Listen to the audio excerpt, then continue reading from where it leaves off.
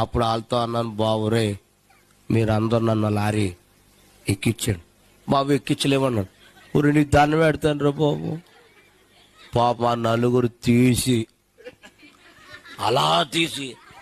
అలా పెట్టారు లోపలికి. ఆ లారీ వాడు ఎవడు తెలుసా? సిక్కులోడు.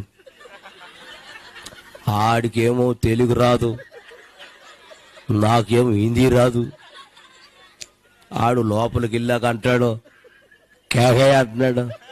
కేకే కదరా బాబు, పోనీ అన్నాను. ఆడు రై మని తోలేస్తున్నాడు. మన దిగి ఊరు వచ్చేసింది. ఆడు జడిచిపోయి ఆడు ఆపేశాడు. మన భాష రాదు కదా ఆడికి. సర్లే, అక్కడేమో మా వాళ్ళు ఎక్కిచ్చారు. ఇక్కడ ఎవరు దింపుతాడు? ఎవరన్నా ఉన్నారని చూస్తే ఎవడు లేడు. ఈడెట్టాడు, కేగా దిగిపోమన్నాడు. ఆగర బాబు దూకితే చచ్చిపోతాడు నాయన.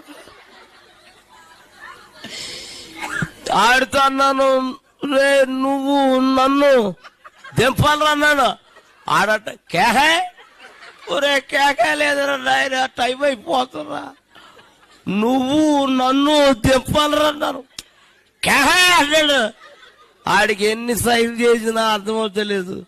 అప్పుడు ఆలోచించాను, మనం దిగే గుమ్మ ఉన్నది కదా, ఆ వారికి వచ్చేసి నువ్వు నన్ను దింపాలరా అన్నాను. అప్పుడు అర్థమైంది ఆడికి, సిక్కులోడు ఎంతలా ఉంటారో మీకు తెలుసు. ఆడు నా రెక్క అట్టుకుని దింపి దింపి దింపి ఎంత దింపునా నాకు రోడ్డు అది తెలియదు.